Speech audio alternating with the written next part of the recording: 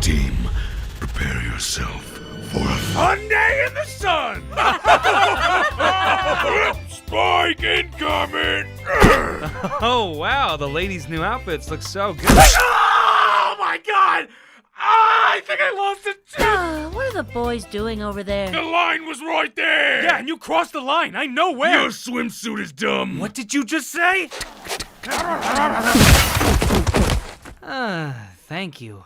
Hey, I was wondering if you could help me find my lost cat. I think I saw him somewhere. Quick little quest? Okay, yeah, I'll help you find. Oh, oops. I would never help someone that was so careless to lose their cat! In fact, I'm gonna kill you!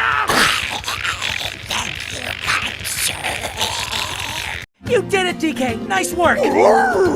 Thank you, Donkey Kong. I'm not sure if we could.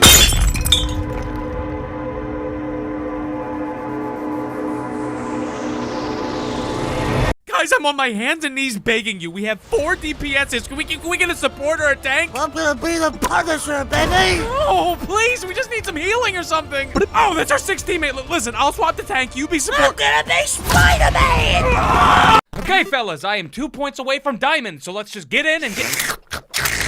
Oh my god. Why is this thing beeping? I'm gonna poke it. That's a landmine. Please don't do that. Flashbang going out! Ping, pong. Oh, my eye! If we could just group up, maybe we can... Okay, smart guy, how am I supposed to play? I don't own a keyboard. What? I don't think this is a landmine. It's something different. Okay, I think I see a path up this way. You got Ted? Yeah, I got him. I'm putting out my hand. Are you guys coming or what? And where's Ted? Don't worry. He's climbing up. He's dead. Oh! How'd I miss this chest in the starting zone? That's the legendary sword of Grumbo. Here's the thing, Buster Bones. I'm level 80 already, and this thing's level 5. It does 7 damage. Wait, you can't bring this. And now it's upgrade scrap for my armor. Okay, pretty easy so far. Some platforming and guys that die in one hit. I got one more. What are you gonna do? Flame wall, summoning 17 enemies, flame wall! I think I still have a chance. Good job! I want you to have my house, Okay, thanks, Dad. and I want you to have my garden. I'll cherish it, Grandpa. You've always had a green thumb. That's right. And you, my boy, you get my entire Steam library. What? Why does he get it? No! I always hated you! I don't even eat zucchinis, dude. Grandma was right, you should have died in the war. Yeah, Garfield card. Playing Garfield card, dude.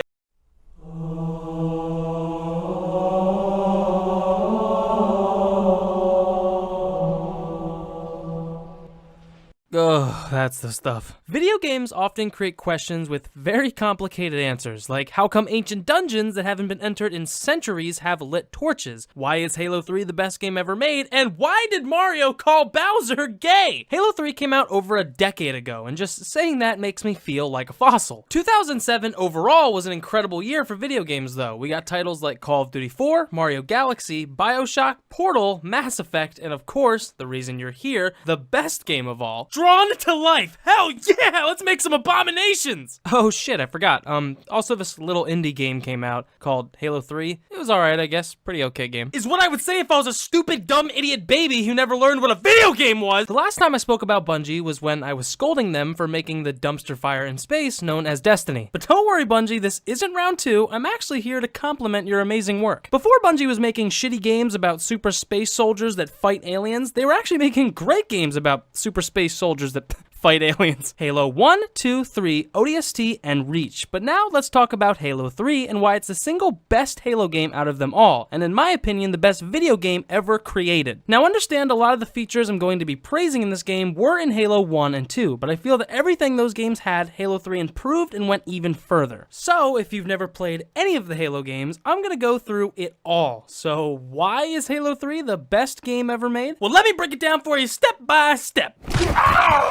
Let's start with the weakest part of the game, and before you hunt me down and stab me in the middle of the night, let me explain. The campaign is by no means bad. It's actually fantastic. It's just that every single aspect of this game is so incredible that the single player ends up being the least remarkable. I won't go into extreme detail on the story, especially if you haven't played the first 2 games, but I'll summarize it for you. Green Man crashes on Earth. He is found by a cool guy that smokes a lot. He tries to murder Space Dinosaur, but he is now friend. It is discovered that a talking scrotum is trying to activate an ancient artifact that gives him access to deadly space donuts. After a few fights, Goku makes a spirit bomb and Dr. Testicle's ships escape through it. At the same time, a stinky evil plant ship crash lands on Earth. Green Man sprays some weed killer on the plants, but finds a message from an e-girl telling him there's more to come. Green Man and Dino Pal go through the portal themselves to try to make it to the artifact. When the gang makes it, they find the place lousy with plant fellas, but this time they come in peace, and with their powers combined, they stab the living shit out of Professor Squidward, securing the control panels to the deadly space donuts. They learn the artifact is baking another donut, but then a hentai monster shows up, so Green Man and Dino Guy flee, figuring out that the only way to fully destroy the space weeds is to activate the undercooked donut, destroying everything, including the artifact, and shit, who cares? They activate the undercooked deadly space donut, destroying everything, including the portal to home. Green Man is trapped in space, he gets really tired and takes a freezer nap. If you play it on normal difficulty, you'll probably finish it in 5 to 6 hours, depending on how good you are at games. If you play it on legendary, however, you'll probably finish it with a broken controller. Okay, I know. Skulls have been in like every Halo game, but like I said, I'm going through everything, and this is another reason why Halo is so fucking awesome. Skulls are a single hidden collectible found in almost every level of the campaign, and later we're even in some multiplayer maps. After finding a skull, you gain access to a crazy new setting for the campaign. Each skull grants you something different, and you can add as many as you want, or none, or few, it's up to you. Some make the game harder, like the blind skull that removes your entire HUD, while others make the game hilariously silly, like the grunt birthday skull. Where now if you land a headshot on a grunt, his head bursts into confetti and you can hear children cheering over the fact that you murdered an alien. Perfection. Now this is the big boy, the biggest boy, oh Lord, he coming! The multiplayer, the H to the Halo, the corn to the dog, the how the fuck did I die, that was such bullshit! The best part of Halo 3, hands down, it's really the best part of every Halo game. The amount of content in Halo 3's multiplayer puts current multiplayer games to fucking shame. It had everything for every type of player, ranked and unranked playlists that all had their own flavor, like Big Team Battle where the teams were 8v8 on huge maps, doubles where you and one buddy battled it out against 2 other people, Lone Wolf for those that liked a good free-for-all, or SWAT if you liked gameplay that depended on your quick reflexes. And that's only to name a few. They were constantly adding more and more to keep the game super fresh. So if Slayer, Oddball, King of the Hill, Capture the Flag, Assault, Territories, Juggernaut, Infection, and VIP weren't enough for you, well, Game over. you better buckle up, this is where shit gets wild. Halo 3's custom games was the absolute peak of multiplayer gaming. For the next 3 years or so after Halo 3's release, you could go into any of your friends' houses and chances are there was an Xbox with Halo 3 in the disc tray just for custom games. Halo 3's amazing game settings allowed you to create any game type you wanted. Want a game mode where you run 1,000 fucking miles an hour with moon gravity and swords? We got that! How about a game type where your weapons work as paintball guns and one hit knocks you out of the game? We got that! Want to get into massive cars and play the most dangerous game of bumper cars ever? Whoops, we got that shit too! Almost anything you can imagine has been a Halo 3 custom game. I have played thousands of these different game modes and they never get old, even 10 years later. So now you're probably thinking, alright, that sounds cool and all, but what's the point of having all these game modes and only a few dozen maps to play them on? Well, let me just say, this was a fucking game changer, and I mean that literally because it was used to change the game. Forge was the new mode that was used to create and edit multiplayer maps. And this was the single best addition to Halo. It's now a mainstay in the Halo franchise, but Halo 3 did it first and it did it so well. I would spend more time building maps in this game than actually playing them. This mode alone created a huge community filled with talented and creative individuals dedicated to building the coolest and craziest maps you could think of. Jenga, Duck Hunt, Fat Kid, Left 4 Dead, Flaming Ninja, Halo, Trash Compactor. Just grab a few friends and you'd be laughing till tears for hours with these game modes and maps. Now that we've made it pretty far through this video, we've baked ourselves quite the video game cake, so allow me to put some fucking icing on top. Wouldn't it be great if we could record all these funny and cool moments as well as share our creations and game modes? Fool! Halo 3 has you covered again! Theater mode let you record any moment from your past played games from any angle. You can also take photos, and some people got really creative with this shit. Here are some of mine I made like 10 years ago. Pretty cool, huh? Now you've got all these maps, modes, photos, and videos, and you want to share them with your pals. That's where the file share comes in. Here, you can upload your creations, and anybody could download them just by visiting your profile. So you can make friends online simply by saying in a public lobby, "Hey guys, I got a really cool new infection map. Want to play?" Oh yeah, dude, invite me. Halo 3's community was unparalleled. From competitive to casual to building to playing, it had it all. I have met some of the nicest people on Halo 3. Speaking of which, hey Nathan, if you're watching this, I hope you're doing well, bud. Looking at almost every single popular multiplayer game streaming on Twitch right now, literally none of them have even close to the same amount of content as Halo 3 has, and that was 10 fucking years ago. Now, to be fair, later games like Halo Reach did improve the Forge and had an amazing campaign, but it did make terrible changes to the multiplayer that hurt the competitive side. And even though Halos 4 and 5 were pretty fun, they just didn't have that Bungie charm. Also, Halo 5 removed split screen entirely. How the fuck could they do that? Removing split screen in a Halo game is like removing cars in Grand Theft Auto. Halo 3 was and is incredible in every way you can think of. It set a bar so high that I don't think any game, even to this day, has topped it. It's a little bittersweet because I truly believe that I will never enjoy a video game as much as I did Halo 3, but I'm glad I got to be around for what I believe was the best time in video game history.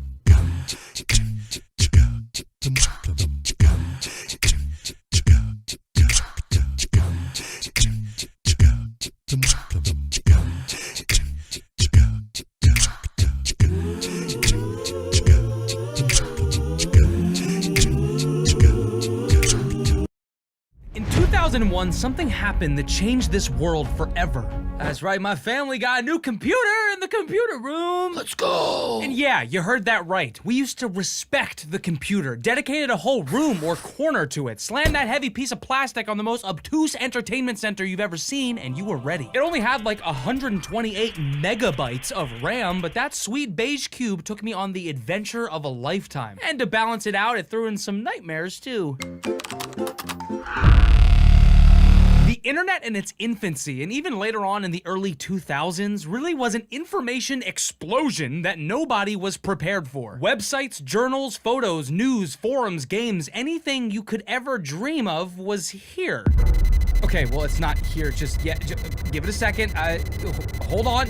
It's almost there. I loved it. We all loved it. I was raised on it, met my friends on it, found my passion for art on it, and planted the seeds of my career on it. But that version of the internet, the human-first version many of us fell in love with, is now dead. And the final nail in the coffin was AI.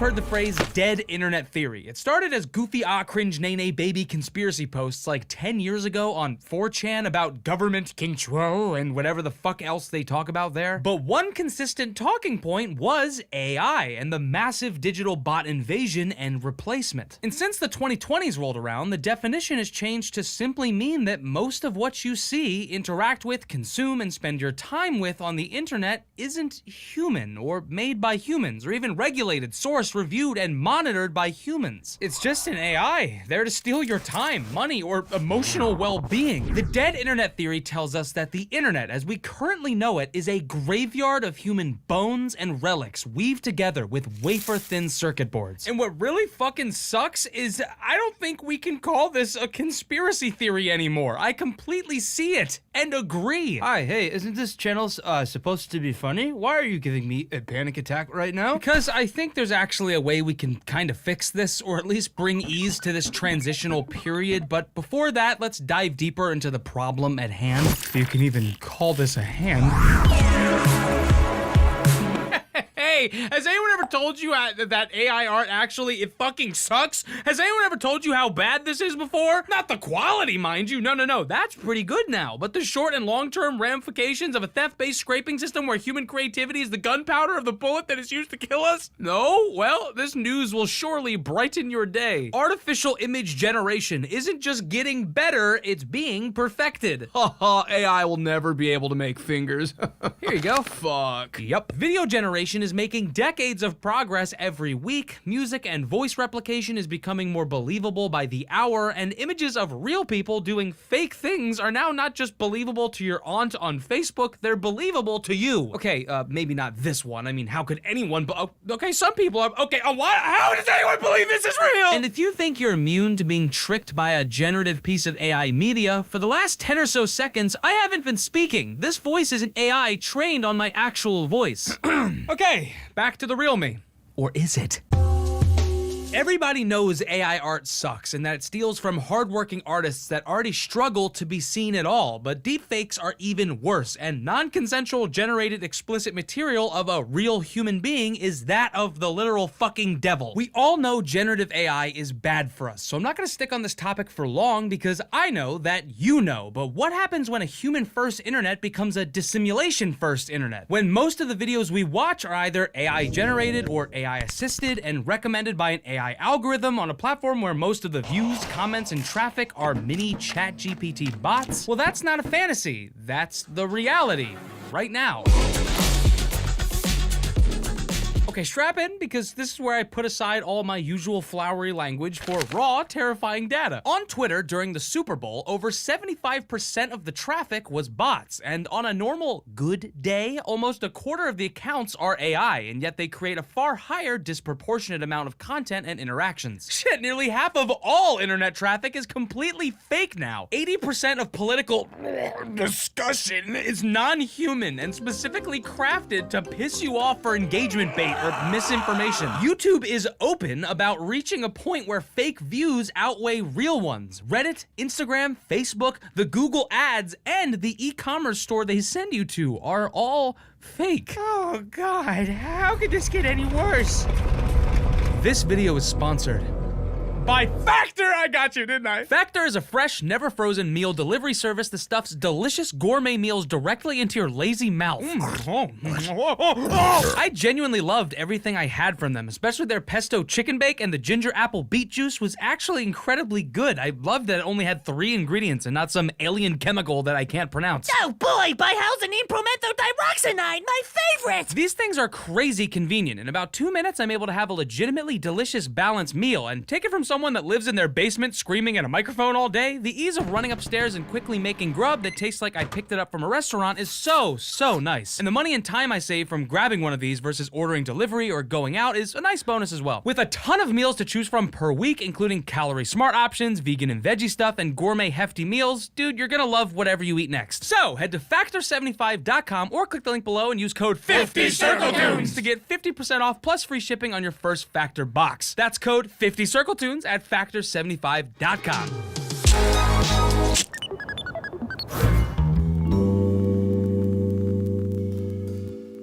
Hey kid, what can I get you?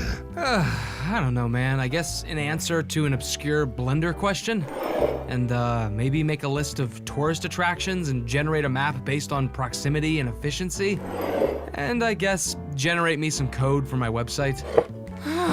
Maybe the worst thing of all is AI is really fucking useful. ChatGPT single-handedly course-corrected the information age forever. And you know what? I fucking like ChatGPT. It's enticing, quick, and addicting. And now it's been integrated into literally fucking everything, so you can't escape it. Websites, phones, laptops, softwares, customer service. Oh man, I wonder what else. Better ask ChatGPT. I bet it'll make me a whole list in seconds. It's undeniably useful, but at what damn cost? Sure, I've saved a few minutes here and there, but the framework of this shit has been used to crush humans and human-first digital architecture. We now have a landscape where our creations and thoughts are curated by an AI to post on an AI-driven website for AIs to spam comments on, so AI ads can lie about their impression data and sell us AI-generated products. Fuck!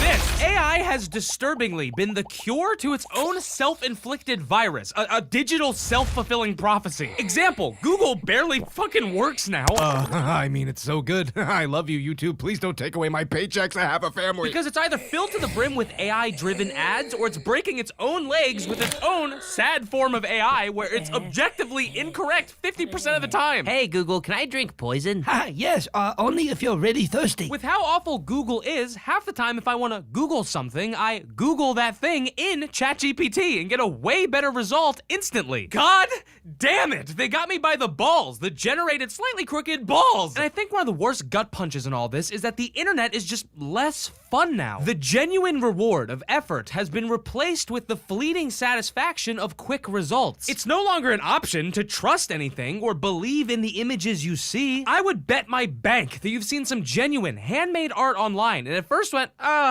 is this AI? And scanned its contents looking for mistakes or artifacting just to realize that those weirdly drawn hands or not perfect background is what makes human first art human. And that you didn't just judge a book by its cover, you were programmed to do so. It sucks. It really, really sucks. I think the world will eventually view the pre-AI internet era similarly to how we currently perceive the world before the internet's existence. And this one's dumb, but do you know what really blows? Before, if you saw some weird-ass art of, I don't know, Shrek and Mike Wazowski making out, straight sucking down tongue, you knew someone sat down for possibly hours or days and made that piece. Now you just type in anything you want and yippee, yay! It's there. It's not even funny anymore because the literal punchline of the joke was that a human took the time to do it. And now if someone does sit down and make something like this, the humor is completely lost because the medium is so saturated with quick-fire prompt garbage. Why would you make something like this when you can easily just generate it for a quick half-assed Discord chuckle? Okay, I swear to God this just happened. While recording this, I got a fucking ad made with AI in the goddamn mail. I can't even get away from it off screens. I'm gonna lose my mind. Oh, I'm gonna lose my mind. I'm gonna lose my goddamn mind. I'm gonna lose my mind. All right, no more dooming, no more brain slop. We can't just lie down and let a handful of rich tech nerds inject our occipital lobes with robo-juice that scares us and makes us go, We've always had bots, scammers, smart algorithms, and even photo generators in some cases, but nothing like this. Nothing this smart, nothing this easy, nothing this accessible. ChatGPT was truly the point of no return. We can never go back, and we never will go back, but there are some things we can do, not only for our community, but for ourselves. Support creators and websites, even smaller websites, that have a proven track record of producing original, human-generated content, and that actively oppose AI-generated glunch. Take a break from scrolling and make something, and if you gotta watch stuff, use detection tools and learn how to spot AI-generated content and click off as fast as you can. Don't put yourself in positions to fall for AI. Stop arguing with random fucking morons online that probably don't even exist, and stop sharing TikTok AI voice garbage that was probably made by some content farm. And do some legit research and practice internet literacy, how to spot an AI image or hear an AI voice, and help out the older folks in your life. They find it even harder to tell, and they're the primary target of this style of slop. And I know this one is mostly out of our control, but push for regulation. I mean, fuck, even the early adopters are saying themselves that they should have been regulated and fear what could happen if we don't soon.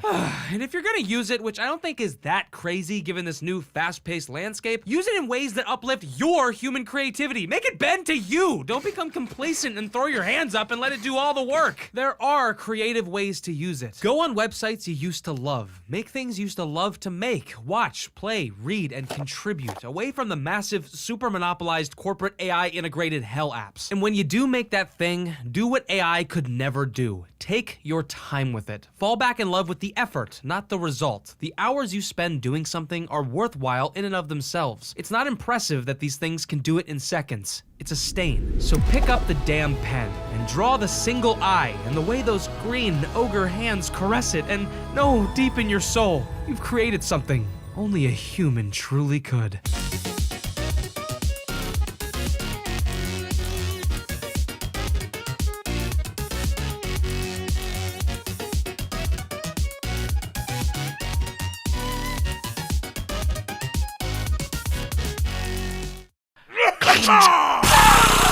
this is nothing that hiding behind a barrier for 6 seconds won't fix.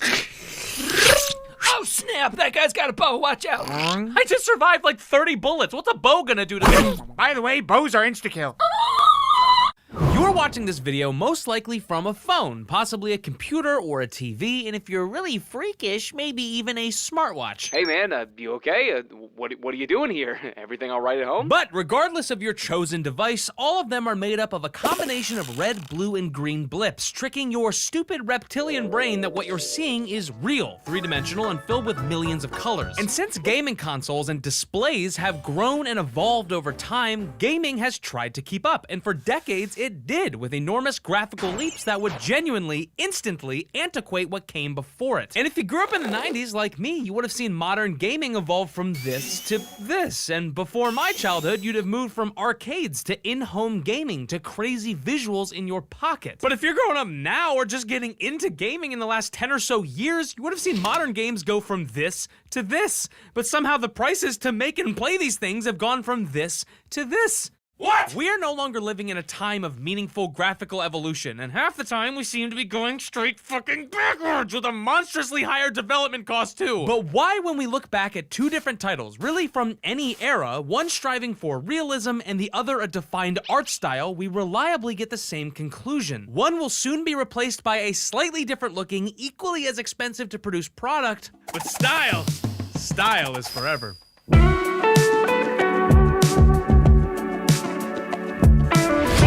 Ray tracing! I'm sorry, that seemed a little aggressive, but I'm being serious. We've spent years and millions of dollars trying to get reflections and lighting to look slightly better for a very small number of systems and hardware, and all we got was an unoptimized setting that half the time nukes your frame rate so you can take really pretty screenshots and play the game in an objectively worse manner. Hey, hi, why don't we put the same time and energy into researching a better optimization strategy so everyone can enjoy every...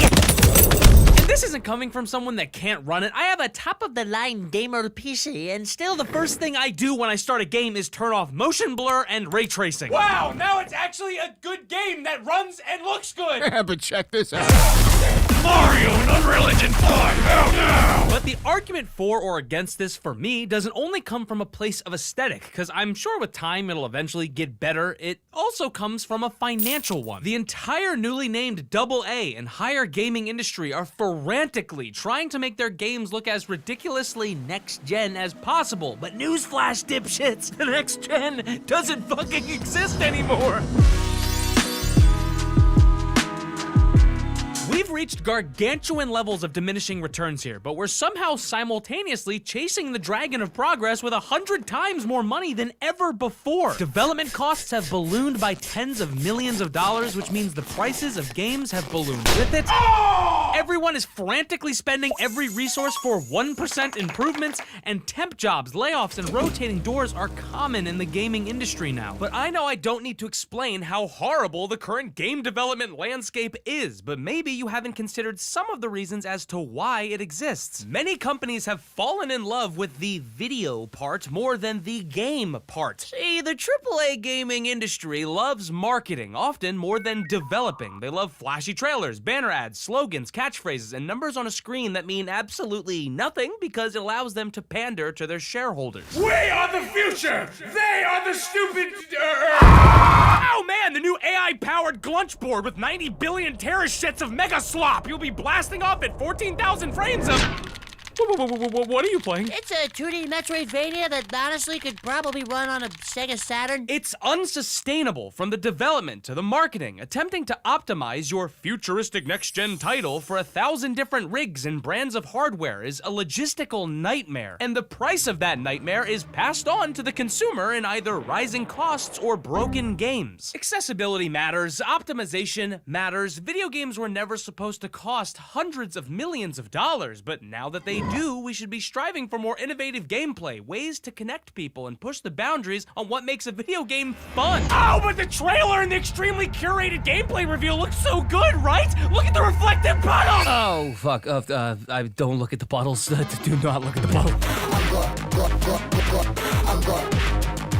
Like video games, you know what else is also expensive to produce? Animation, and I actually like to pay my team and make sure that they have food.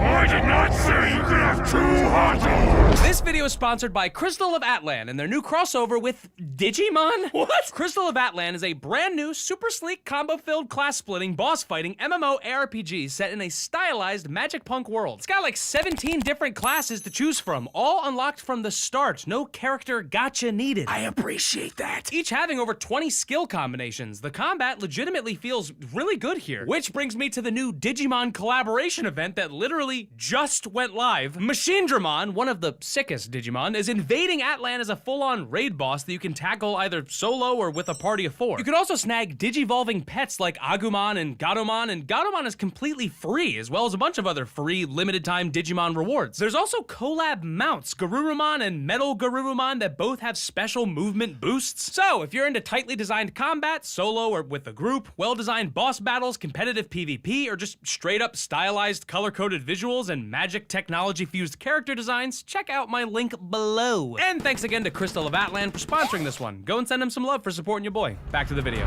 Biblioblames, shockingly, actually haven't been impacted by inflation as much as you may think. In the 90s, PS1 games were $50, and Nintendo 64 games were often $60 to $70 fucking dollars. Fun fact, that's actually where the 64 comes from, because it was 64, never mind. Adjusted for inflation, that would be like $100 to nearly $150 a pop for each game. All I got was goddamn clay fighter. Wait, hold up, this game rules. But the cost to make and market a game now is like nothing we've ever seen before. Halo 3's budget was around $50 million, and that included a world-class, one-of-a-kind marketing campaign that took the planet by storm. While Halo Infinite's was rumored to have a budget of nearly $500 million, a 1,000% increase. And as much as I truly love many aspects of that game, it released with a fraction of Halo 3's original content, and the marketing wasn't anything near Halo 3's. So where is the money going? Well, game dev teams are armies now. Keeping up with modern hardware is beyond difficult, the marketing world is wider and more saturated than ever, shipping physical games is becoming a detriment, and post-release support is now mandatory. This is why the prices of games are skyrocketing. Subscription-based models that allow companies to pre-plan budgets are getting more popular, and microtransactions and bleed pricing is getting more commonplace. And if we want all of these things to stop, I'm not kidding when I say games need to be smaller, look less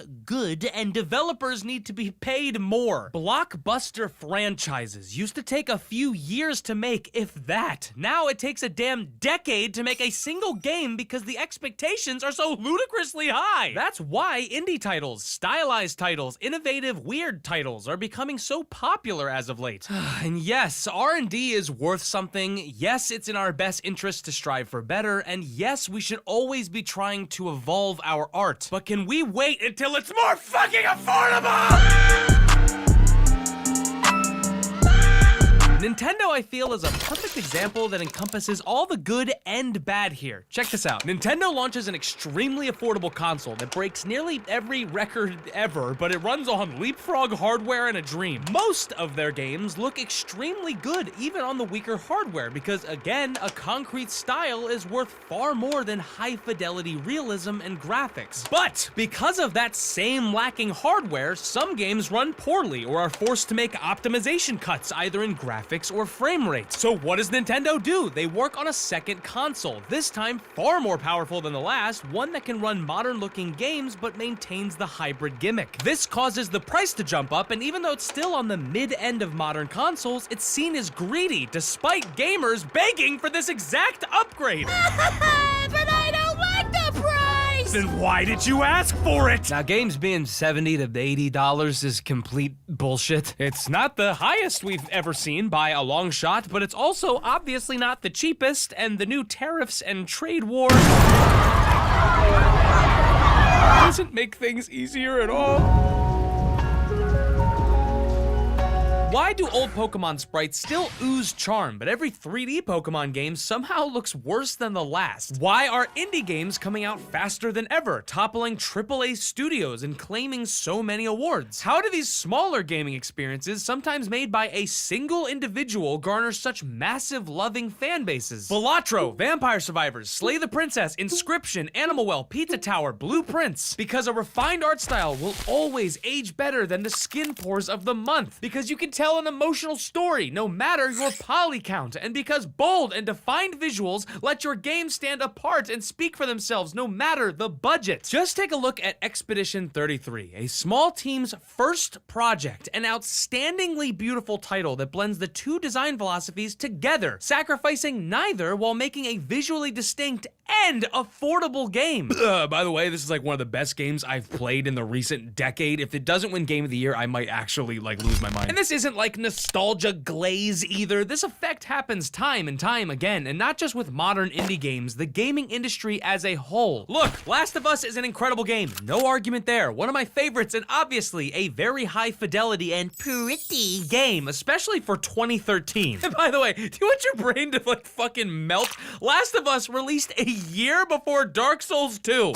Yeah, what? But do we really need to remaster The Last of Us so many times to the point where you can't tell the fucking difference? Fuck's the point of this? What the hell does this mean? You all are spending millions on something I can't fucking say. Now, none of these arguments mean bunk shit if I can't point you towards a modern game that encompasses all of the attributes I'm seeking in a title. Affordable for the consumer, low development costs, balanced and sustainable work environment, gameplay first framework, kinda indie but kinda not indie, no long bloated playtime, stylized graphics that will age beautifully, heart, soul, and dare I say it, Fun?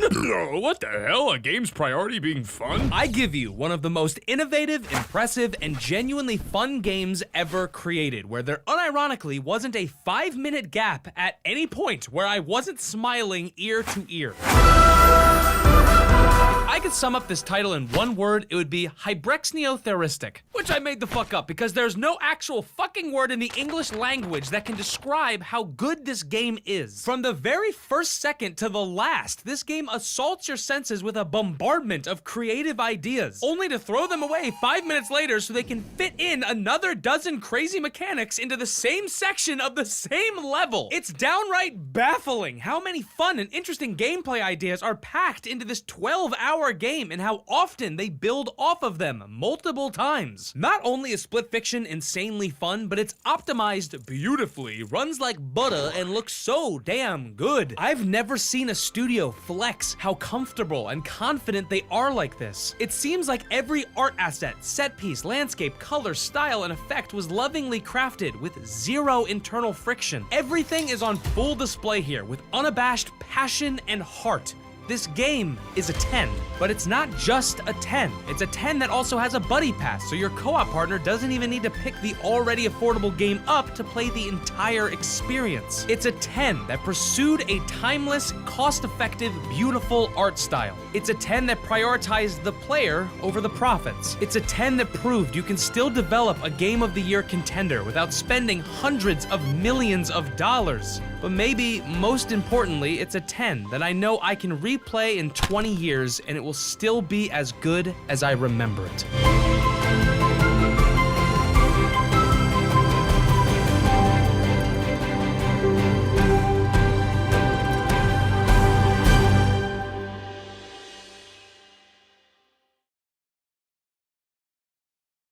Is anyone hurt? I'll make sure the damage disappears. Here they come! One last push! Don't worry, everyone. The meta tells me as a support, I can press the Q button and we'll win the game. Let me be clear! Great job! You're loading up on resources! 1,000 cars!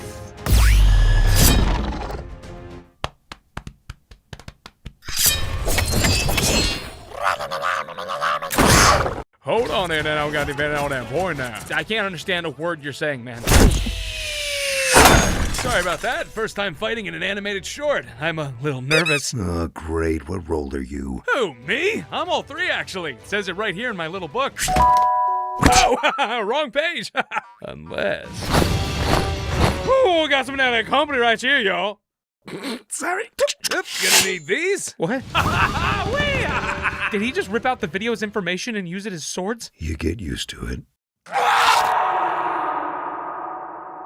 Lethal Company, the indie title created by a single person that's absolutely taken over the internet and overthrew Modern Warfare 3 in sales on Steam. Oh my god, get dunked on, nerd! A game you've undoubtedly heard of, probably played, and definitely seen by now, so I won't take up much of your time summarizing the game. Yo, space trash man, hired by a mysterious company to collect and sell trash from various moons. Always being days away from your ever-growing quota, it's a race against time, and... Creatures. where after a big haul, you'll spend your earnings on better gear that allows you to collect more trash, get more gear, and continue the cycle until something catastrophic happens. That's the entire game. I don't even know what genre to put this in. It's basically a horror sci-fi phasmophobia adjacent FPS Looney Tunes Scooby-Doo-like with romance features. Oh, Bracken, what are we doing? It's visually and mechanically pretty simple. I mean, Christ, it auto-generates the same, like, 2 styles of interiors. The gameplay loop is as basic as you can imagine. So what did Lethal Company do that was so special to so many people? Lethal Company made a daring bet, not on graphics or complex mechanics, but on the players themselves. In a landscape filled with predictability, it entrusted its community to define the fun, turning simplicity into a chaotic masterpiece. Lethal Company is a game that expertly demands you meet it on its terms and interact with the goofy playground just as much as the playground interacts with you, and by that I mean merge. You, the player, make it as interesting and fun as the game does, and the game is aware of that fact. It revels in it. It plays off this foundation from jump, and it is beautiful. There is barely a menu screen or a lobby system. The settings are basic, and there's no tutorial outside of a flavorful in-game physical manual that you can slap your face into. So, you're now part of the company, and it's time to get to work, broke boy. Hope you didn't lie on your resume. You'll be accompanied by 3 friends. Or 2 friends. 1 friend. Good enough. You and your buddies will have to work together gathering dirty trinkets, and because you have an extremely limited inventory space and each item makes you walk slower, this simple goal paired with obvious restrictions, the cooperation comes pretty naturally. Often you'll see groups self-delegate who gets which role. Are you a shovel man, tasked with smashing the ghoulish creatures? Are you the flashlight fella, illuminating the spooky paths ahead? Maybe you're the guy running all the stockpiled trash back to the ship. Or maybe you're the one observing everyone on the monitors. Communication is key, and that's where Lethal Company's first triumph is found. To no one's surprise, Lethal Company's proximity chat is nothing like we've ever seen in any video game, and I guarantee it will revolutionize how video games are implementing it in the future. Mark my gosh damn words. Now, proximity chat isn't new, obviously, and it's always been awesome. Is there anything more satisfying than blasting some dude with a shotgun in some competitive shooter just to hear him scream every single obscenity at you before his mic gets cut off during respawn? Lethal Company not only has the standard range-based proximity chat, but it's also smarter than most systems in many ways. Inside a metal warehouse, your voice will sound tinny. Outside in a massive canyon, you'll echo for miles. Bug jumped on your head? Well, your cries for help will now be muffled. And drowning? Well, you'll sound like you're drowning. Oh wow, I've always wondered what it would be like to drown. I'm starting to worry about Craig. There is absolutely nothing funnier than talking to friends in adjacent rooms just to hear, Oh shit! Hey, I found something! The amazing audio design also complements the proximity chat. You'll hear a buddy playing with a stupid horn through someone else's walkie-talkie. The multi-layered proximity audio design, paired with a ton of sound-emitting items, creates an environment I think nobody has experienced in any game. I mean, take this piece of scrap metal, for instance. This thing will... Wait, this isn't a normal item. It's today's sponsor.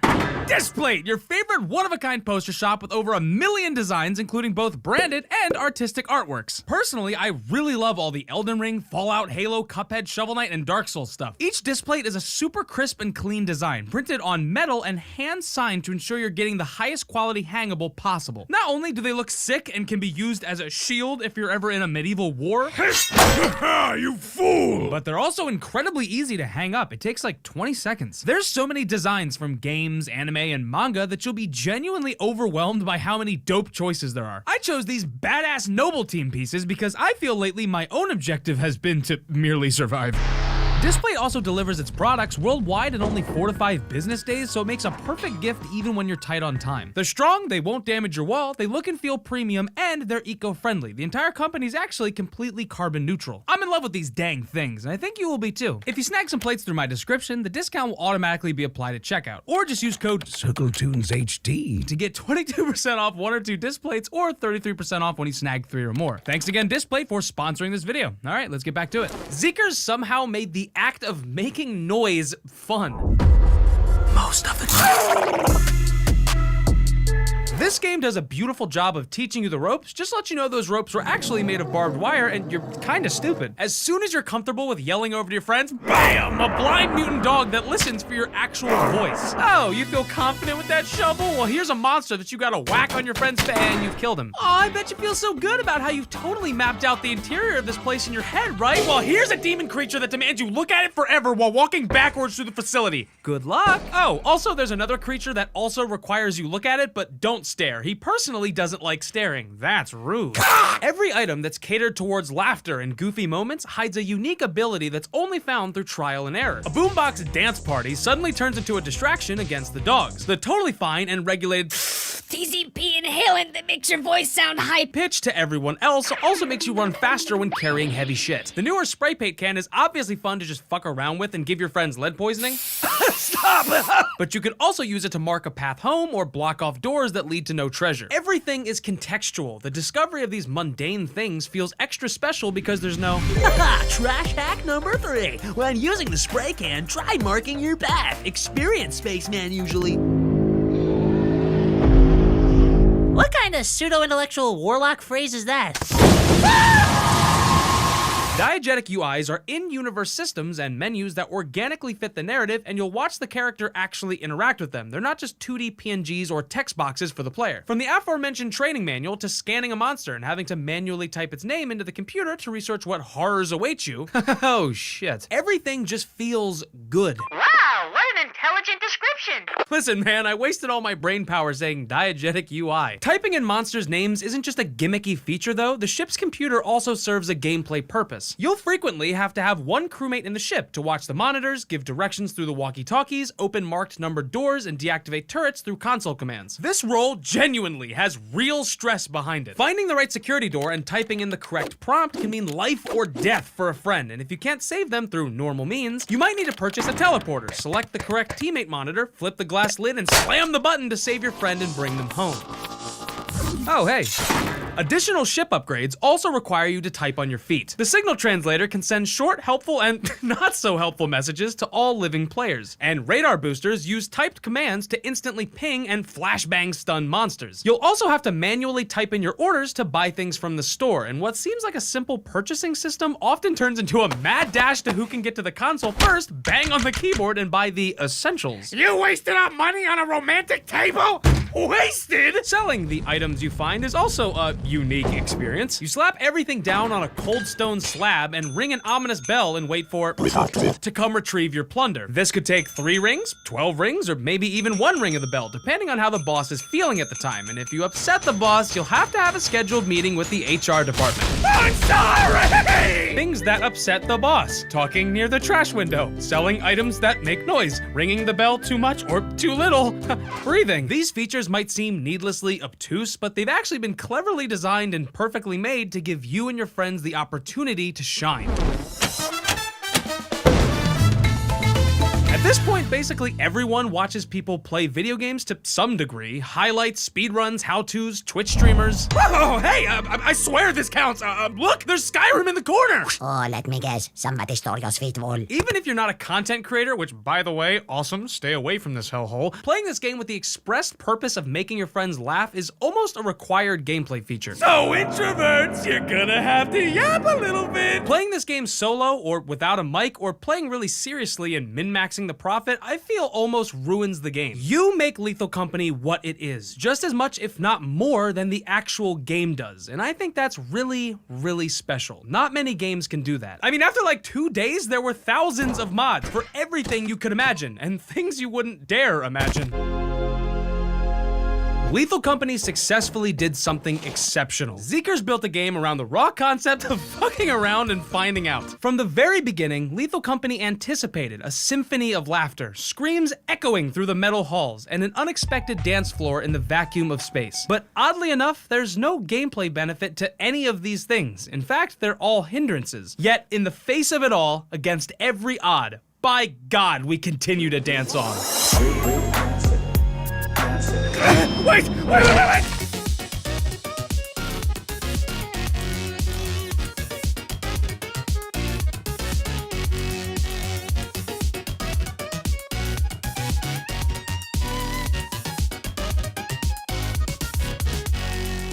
Introducing the Switch 2. Boring! I've already seen all the leaks. Where's the Switch 3? A few months ago, I made a video about my general outlook on the Pokemon art style, its changes, evolution, and departure from Ken Sugimori's iconic style. I outlined the discrepancies within the Pokemon games and how they fluctuated from monster-based characters to chibi-based ones, then everything in between. I brought up how Pokemon Legends Arceus was my favorite Pokemon game in a long time, mostly because of its more open, laid-back approach to Pokemon. Physically running around in this world, seeing Pokemon frolic through the grass, witnessing an intimidatingly powerful Pokemon loom above you as their accurate height is portrayed correctly for the first time, deepened my connection to the Pokemon world in a way I haven't felt since I was a young child. Despite its visual and gameplay flaws, I've been praising this game non-stop, and I plan to do so even more. All of this has rushed back into the front of my mind because if you haven't heard, a small little indie game called Pal World just dropped.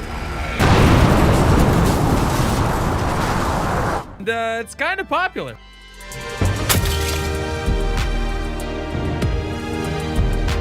If you're short on time, which I doubt it, you're on YouTube.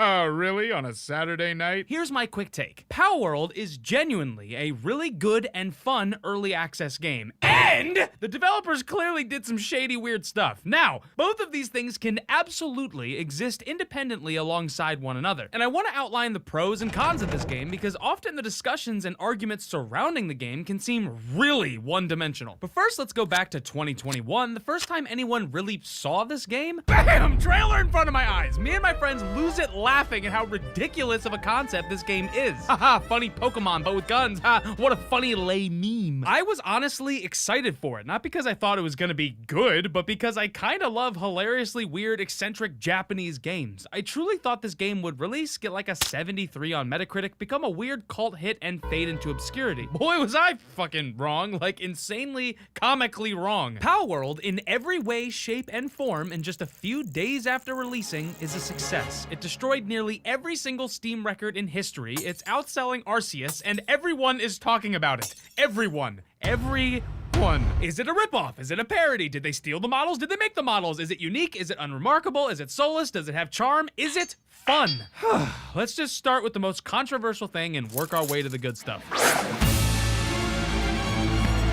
This game is actually many parts Ark Survival and only some parts Pokemon, but that's why you're here. You're here for the Funny little critters. not to build a wooden axe for the 87th goddamn time! Well, these fellas range from really good to, Plagiarism. I feel Pocket Pair didn't do themselves any favors here because clearly many of these designs are unique, clean, and full of charm, and then others are straight up ripoffs meant to capitalize on Pokemon fans. Yuck! Yuck! Yuck! You're awesome. Yuck! Truly what I expected before playing this game after everything I heard online was a plagiarism, theft-filled slop fest. And what I mostly got was pretty damn good designs. I felt extreme whiplash. The vast majority of pals here are completely fine, which makes the egregious ones suck even more because they could have just continued on with the creative stuff and not just straight up remeshed over an existing 3D model. Now, before you peel my skin with a little potato peeler and say, Circle, how the hell are the majority of these things fine? They look like Walmart brand Pokemon. Let me explain my reasoning. Be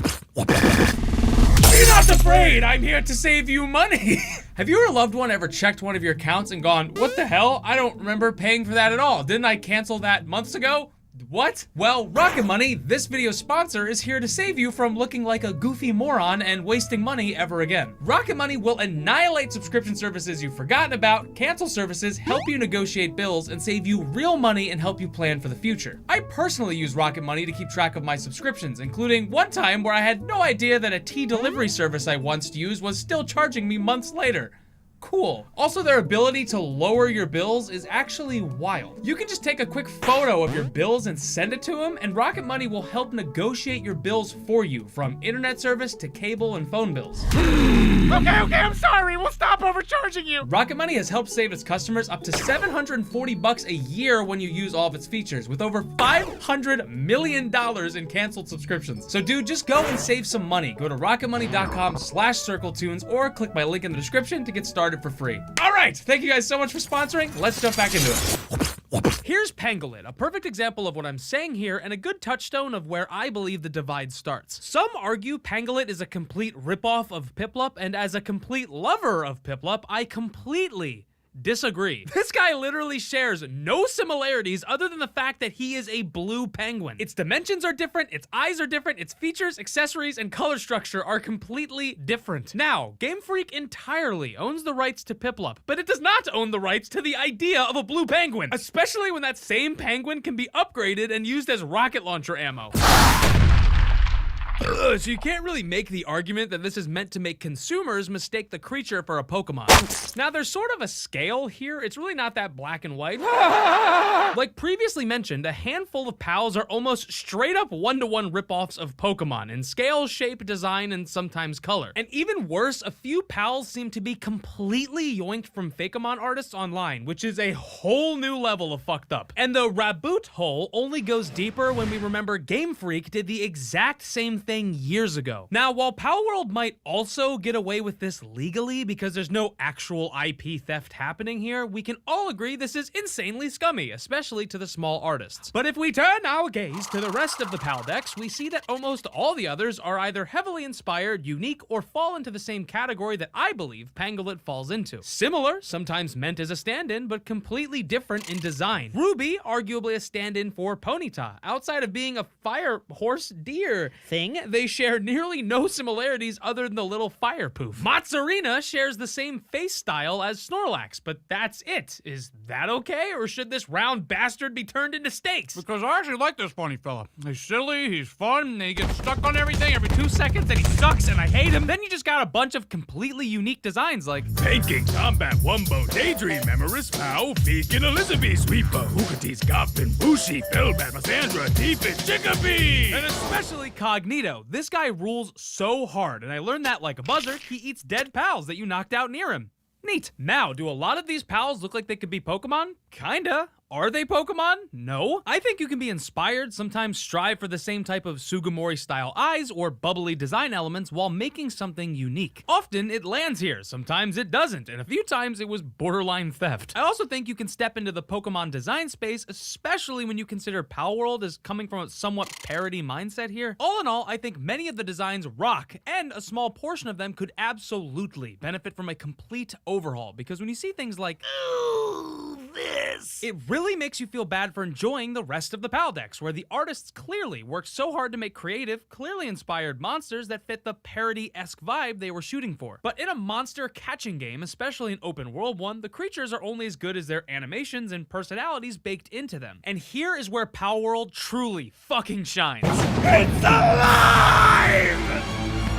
I think the main reason we're so drawn to Pokemon, Digimon, Ooblets, and now Palworld is we crave the feeling of not only catching, training, and battling with these creatures, but also exploring a world where you just coexist with them. So taking a monster taming game and mixing it with the basic survival resource management stuff and having the creatures run around helping you with your base and automation seems like such an obvious gimme. I'm shocked it wasn't made sooner. Every single PAL has unique animations for crafting, farming, cooking, gathering, sleeping, relaxing, eating, and being pet. So what's usually my least favorite kind of gameplay loop? Oh, get resource to craft a thing, to get to the resource to craft another thing. Whee! Is actually incredibly fun, not only because you can achieve near complete automation within a few hours, but because Palworld actually makes it enjoyable as a system. Every PAL has a work suitability sheet, and this shows what they can actually do in your settlement. There's 12 different tasks they can accomplish. Some PALs just have one, while others have many and will bounce around depending on what's needed at that given time. You can assign them to something specific, or you can just let them roam around and figure it out themselves.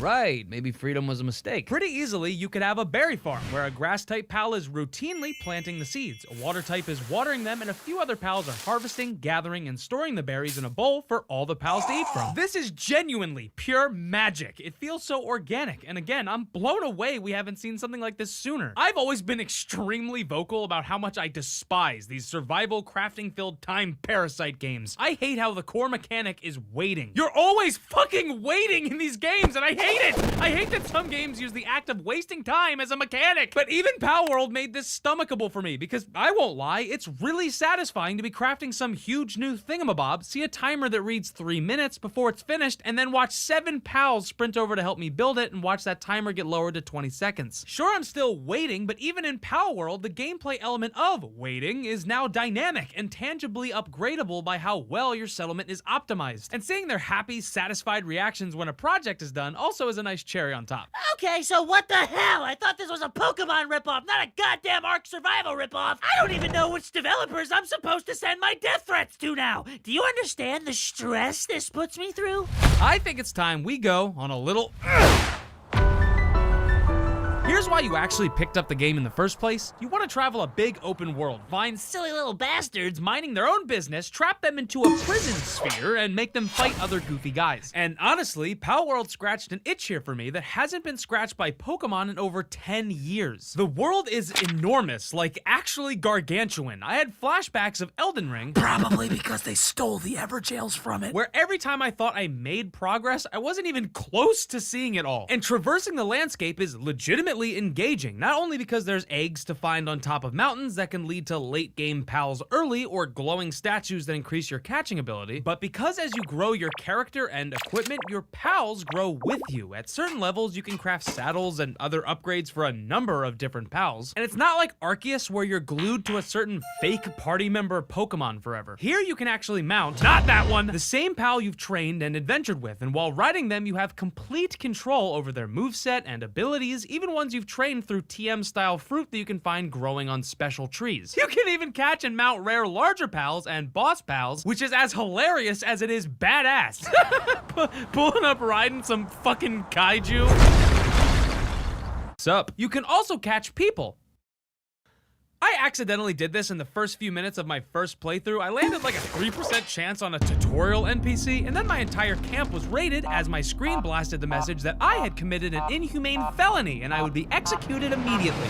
Cool. You'd think when you started acquiring mounts, especially flying ones, that the huge world would instantly become trivialized, but the starting flying ones aren't too fast and their flight is limited through a stamina bar. So you'll often have a mount specifically for grounded fast movement, a flying one for verticality when you need it, and a few other regular pals for combat. Which, by the way, the combat fucking rules in Pal World. I'm not kidding when I say the combat is often more satisfying than modern Pokemon. This, of course, is gonna fall heavily on taste and opinion. So if you like the more methodical, turn-based, chess-like combat from Pokemon games, I get that. Just for me, I'm really craving a change in the formula, man. Throwing out a pal against a massive boss and watching him do his thing while you're loading up your rifle and Dark Souls iframe rolling out of the way of their attacks. Calling in your buddies for help and watching them arrive on a flying mount, casting fireballs from above while your other buddy is activating his pal's hidden ability that lets him use his pal as a literal handheld flamethrower. And all of it ends with one of you throwing a pal sphere and landing a 12% catch chance as your friends pop off, gain XP and resources, go home and now revel in the gigantic badass boss pal you get to now ride into the sunset. Or you just send them to the mines for all eternity. There's a level of dynamic systems and polish here that I did not expect whatsoever. Many of the locations look great. The battles are hype, pals having different sizes and elemental variants, not being just palette swaps but actual different models. Attacking a gobfin and watching as 100 others charge at you like piranhas. Ice pals keeping you cool in the desert, and fire pals keeping you warm in the snowy areas. Beegard and Elizabeth having unique build-defining combo abilities. Digtoys being especially good at mining resources if you unlock his special power, and every pal having different passive and work abilities, encouraging you to actually catch them all. I'm sorry, I look back to Arceus and I get fucking depressed. These are all the things I wanted from Arceus, from Pokemon. Now I have it in fucking Pal World. Fucking Pikachu with guns, for God's sakes. And it takes like 10 hours to even get your first gun! It's fun. It's damn fun. It's shockingly fun. Well, when the game wants to function and not crash every 7 seconds.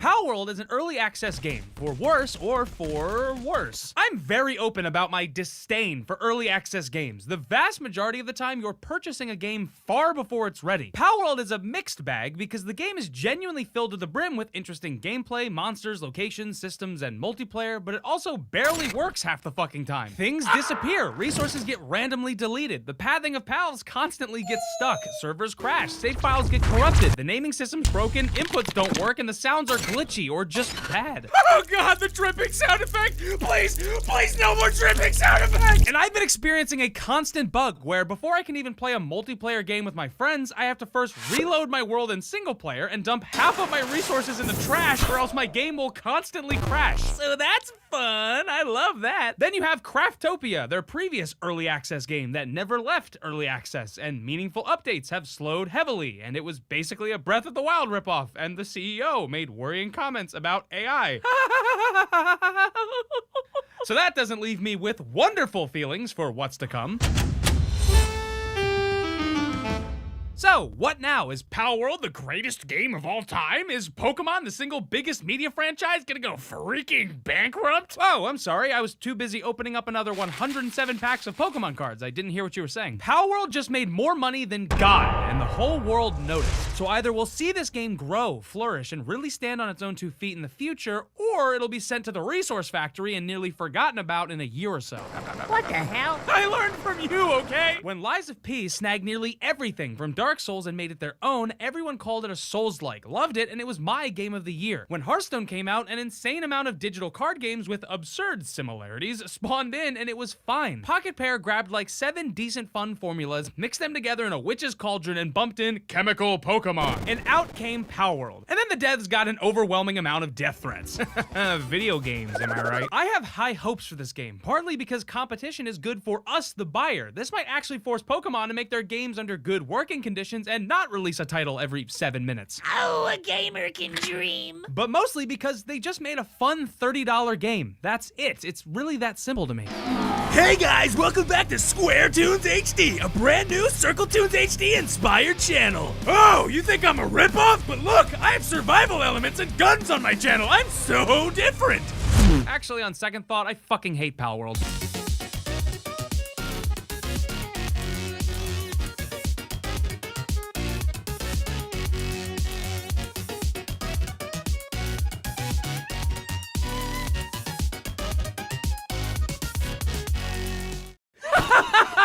Your time is up, you fat little Italian. Your little whips and wahoos have met their maker, and it's PlayStation's funny little Funko Pop. Circle, you've said a lot of horrendous things to me over the years, but this one takes the cake.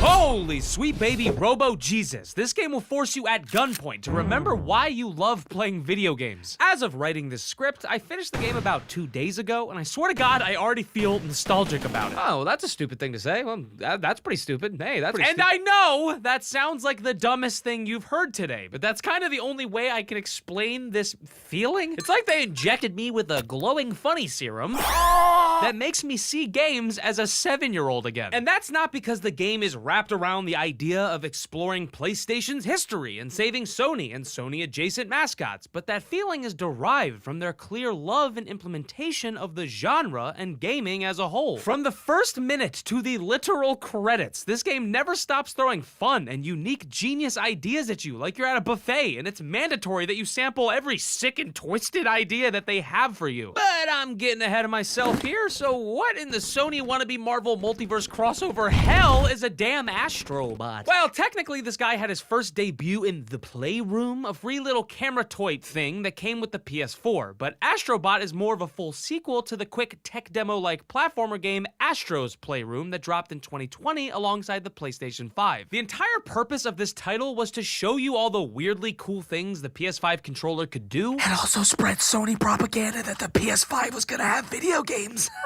That was a lie. Adaptive triggers changing in resistance to simulate climbing, smashing, or thrusters. Dynamic haptic rumble to showcase how footsteps and foliage feel differently on your palms. Touchpad and gyro controls for fun interactions, and a really high-quality speaker that would tastefully play with the main audio for a weirdly convincing surround sound accent. We were trying to reach you about your car's extended warranty. My car's...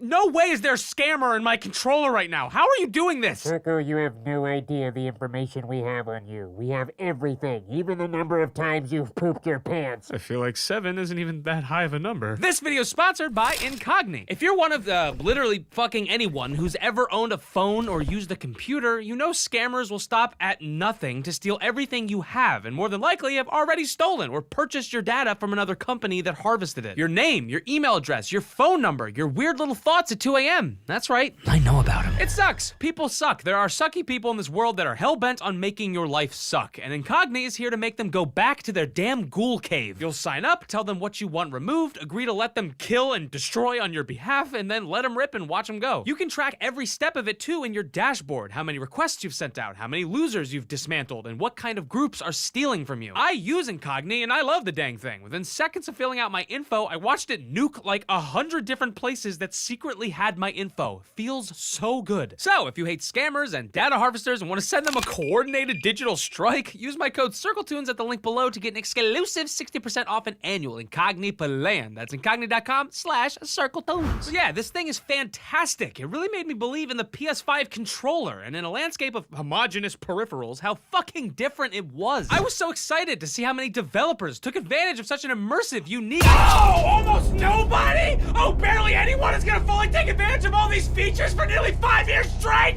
Oh, That's so awesome! Yes! Oh, yay! Yay! I love innovation! Oh, I love how welcome we are all to it! Yeah! Good number of games use the triggers, but the rest of the features are barely touched, including the touchpad.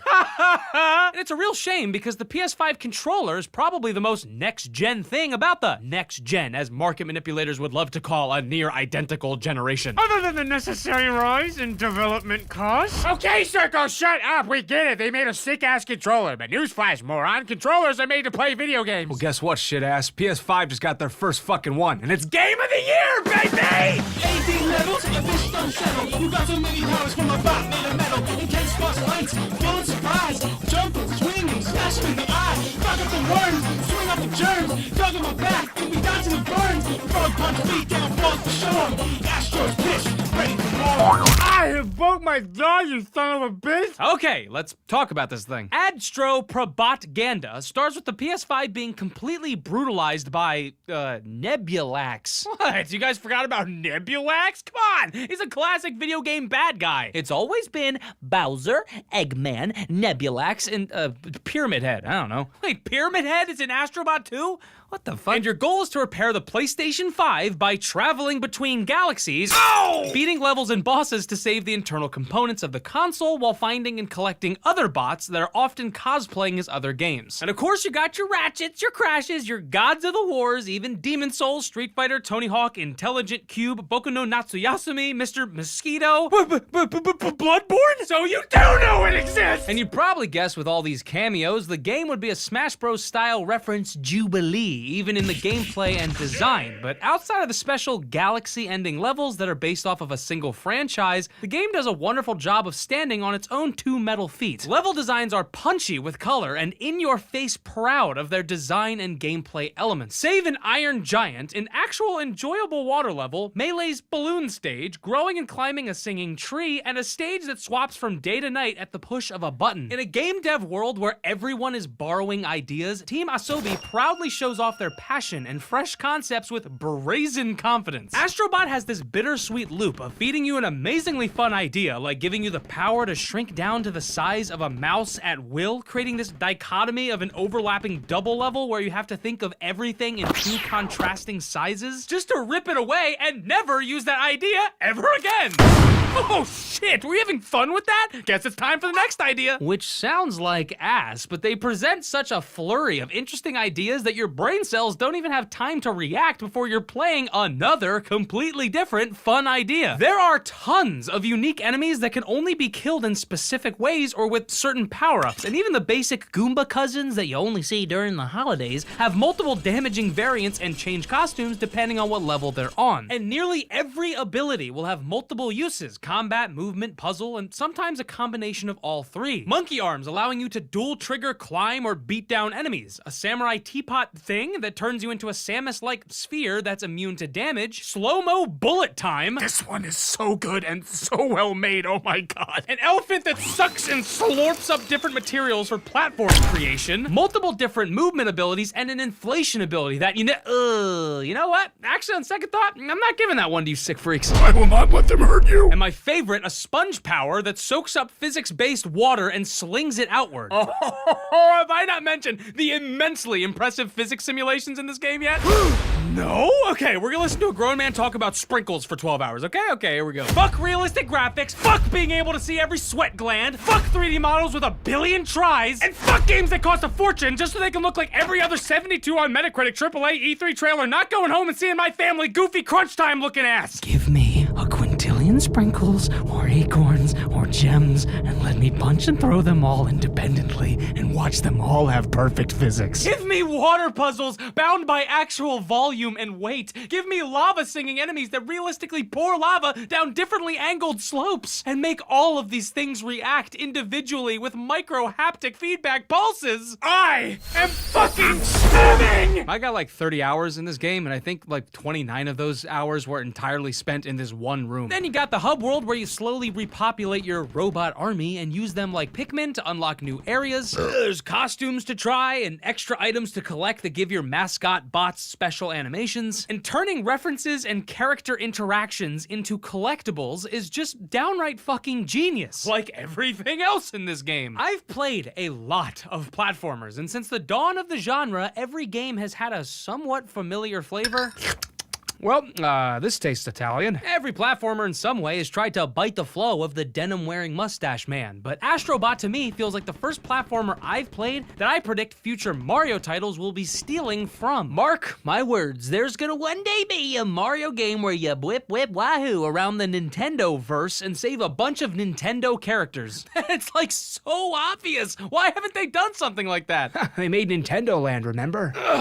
The Wii U was never real, man. It was all in your head. You imagined it. Come on, you know that. And what Astrobot takes is even refined so well here. It's a collectathon, but each level is so tight and well made that each discovery is satisfying. You're rarely ever left in an empty field wondering, where the fuck is that last thing? Like you might be with Mario Odyssey. Now, it may look like the most generic Sony billboard back of the cereal box demo disc generic crossover video game ever, but in actuality, I haven't had a gaming experience as charming, well-crafted, and authentic as this one in a long, long time. The team obviously has a deep love for video games and their history, and they clearly had a great time creating it. And if Concord wasn't enough proof, comparatively, this game took a fraction of the cost and time to make, proving that high-quality, critically acclaimed games don't need to be these live service bloated blah blah blah blah blah blah. The gamers. They crave collecting funny little guys. They crave mascot video games. They crave tight 30-hour experiences. I think Astrobot truly just changed the genre forever. Team Asobi really understands what makes a video game fun. It's in their blood. They were born for this moment. Wait, blood?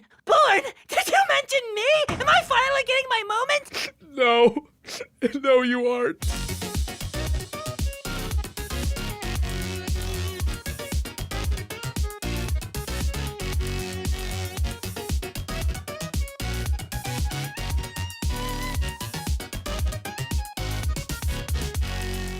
Are you crazy? You stole my credit card and bought $20,000 of Pokemon cards? You know I needed that Vaporeon for reasons. I'm gonna kill you! You always were a freak. It takes one to know one. I can see a sick little low-penny roleplay server right now. Oh, please don't tell anyone, please. I choose you, Caterpie! Go Charmeleon! All right, Char Binks, let's see some Ember!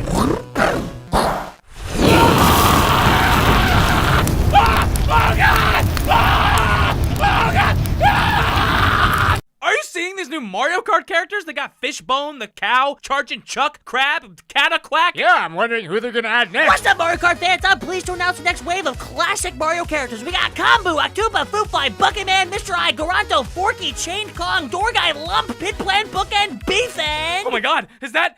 That's right, baby, it's Strollin' Stew! Dude, The new Vibrant Visuals update is crazy. I can't wait to see how my builds look. Oh, I gotta go check out my house. Wait, didn't you cover it in torches? Oh, my eyes!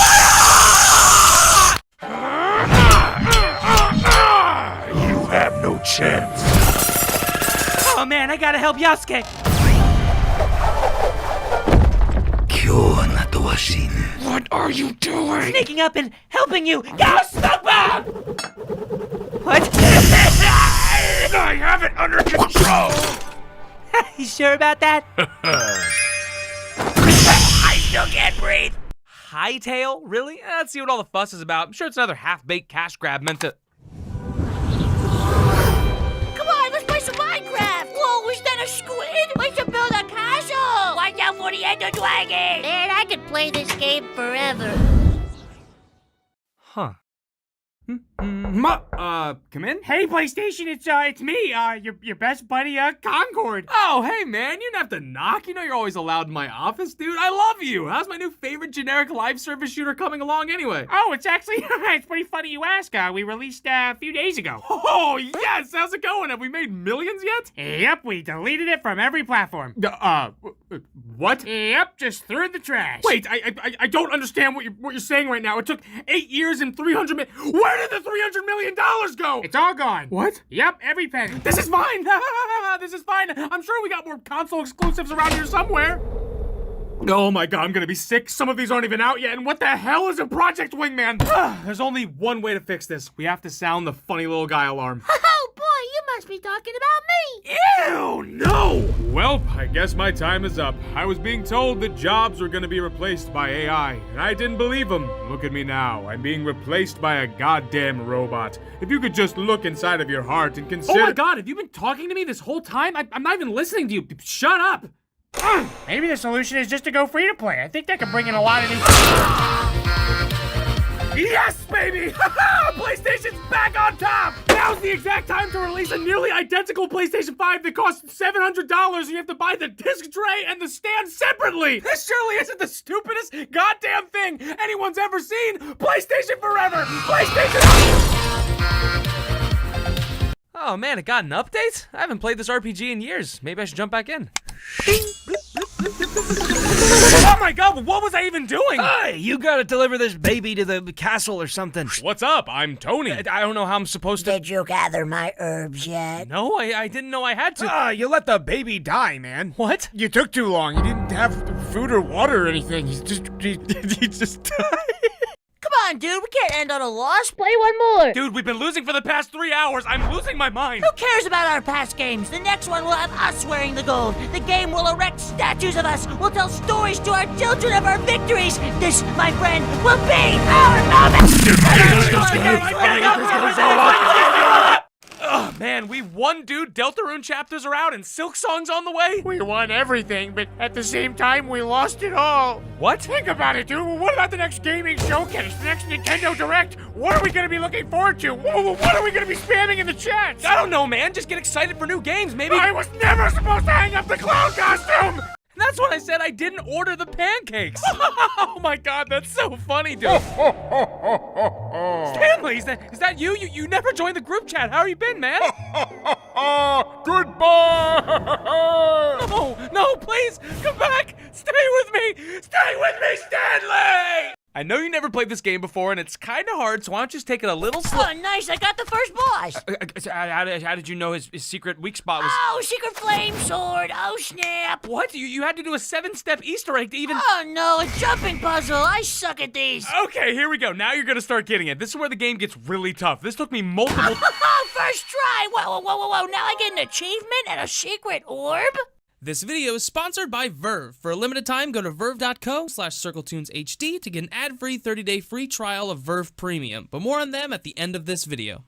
The Legend of Zelda: Breath of the Wild is a game made by Nintendo about 2.5 years ago, but I never got to really review it, so here I am. Wow, Circle, this is so embarrassing for you. No one's even gonna care about your review now. Well, the way I see it is we both paid $60 for the same game, you rushed it to complete your review in the first week, but I enjoyed it like a fine wine. And by that, I mean I was too lazy to beat it. Well, maybe lazy isn't the right word to use. I'd rather use intimidated by its incredible amount of content. When I started Breath of the Wild, I made sure I was gonna do two things. One, do everything by myself, and two, never look anything up on the internet at all. I went like 30 hours without knowing you could cut down trees. What? I am so glad I chose to play this game totally blind because it made everything that happened an actual discovery and it felt like a real adventure. The first time I saw that massive flying yellow dragon, I nearly had a heart attack. And that is exactly what Breath of the Wild does the best. Past Zelda games are formulaic and samey, and trust me, I've played a ton of Zelda games and I do love them, but that's just a fact. Breath of the Wild takes that normal Zelda formula and absolutely demolishes it. Instead of giving a set goal and pattern of tasks you have to follow, it just pushes you out in the open and says, all right, kid, you think you're so good at video games, go be a fucking gamer, huh? Go kill Ganon, loser. Figure it out your damn self. I'm not holding your hand anymore. The game is so open, in fact, if you truly hate yourself, you can walk up straight to Ganon's front door and kill him. I mean, it's gonna be basically impossible, but that's your choice. You can do that.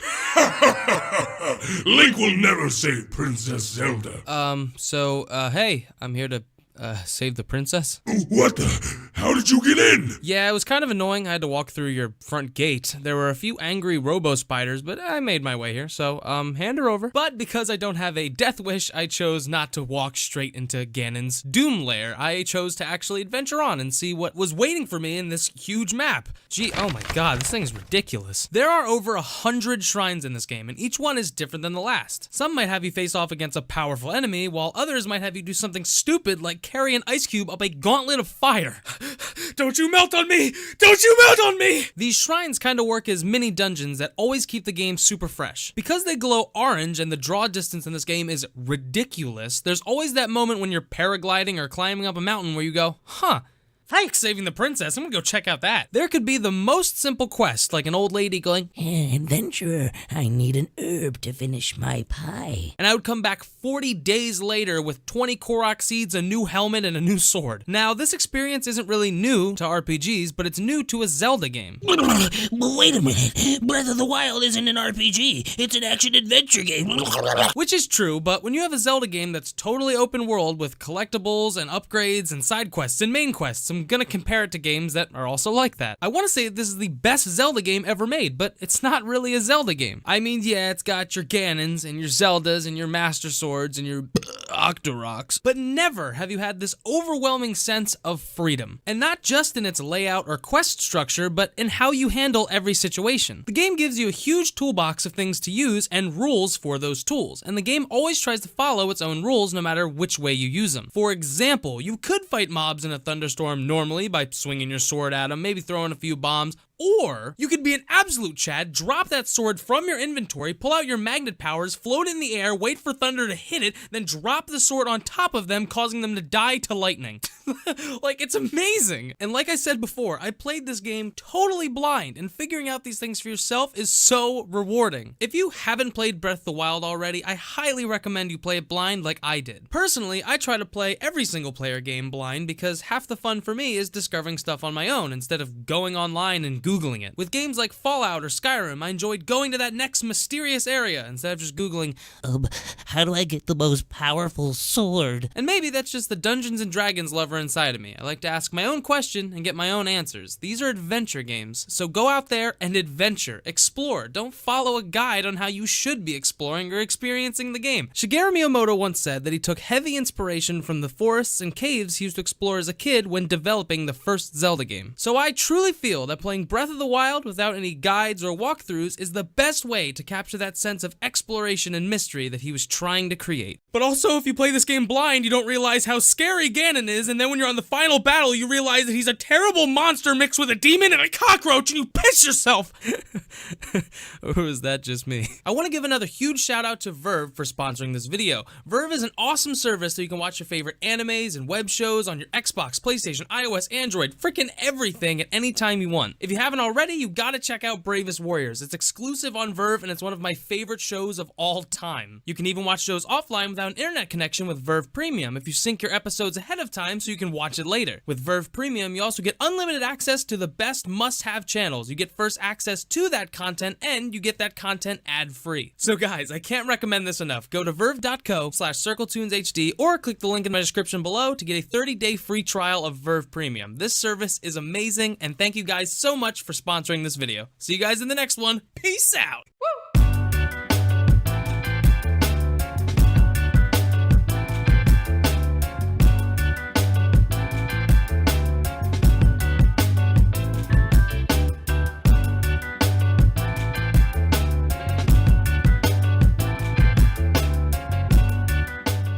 I'm gonna win. Just gotta turn left and right now.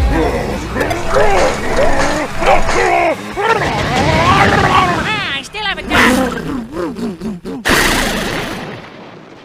Maybe if I mean, come on, fellas. My abilities are clearly the coolest. I'm a god for me's sake. I mean, yeah, but my powers are way more iconic. Just the hand shape alone, dude. What's better than diamonds? Guys, I can basically do anything. So, what are we talking about here, huh? Nothing! Hey, come on now, let's just... Let's just take it easy. This is not okay! You can't just go around stealing everyone! What a beautiful day, right, Ted? Wait, where's Ted? Ah, get off of me! Get off of me! Nice, almost a full harvest. I'm out of torches! I don't know where I am! Who's your good boy? Ah, God! One more slice wouldn't hurt. Okay, the lighthouse is done. What a good day. This video is sponsored by ExpressVPN. Click my link in the description below or go to expressvpn.com/circle to see how you can get 3 months free, and stick to the end to hear more. When I was growing up as a kid, if you would have told me that video games would evolve from playing as a purple dragon collecting gems to moving your real body to pick up trash to stab into a zombie's brain, I probably would have asked, where do I sign up? That sounds awesome. Virtual reality gets more and more accessible every year. It seemed like just a little while ago it was so out of reach, but now just for a few $100 you can be slashing cubes like a freaking Jedi. When VR was just getting popular, I was kind of skeptical because it's hard to convey the feeling of virtual reality when you're just watching videos and reviews. It really is something you have to experience to truly believe. My first experience with real virtual reality was at Halo Outpost Discovery. And if you don't know what that is, well, for one, you're a stupid dork loser, but it's basically a traveling Halo convention. It's got LAN parties and meet and greets and laser tag and overpriced grilled cheeses that cost like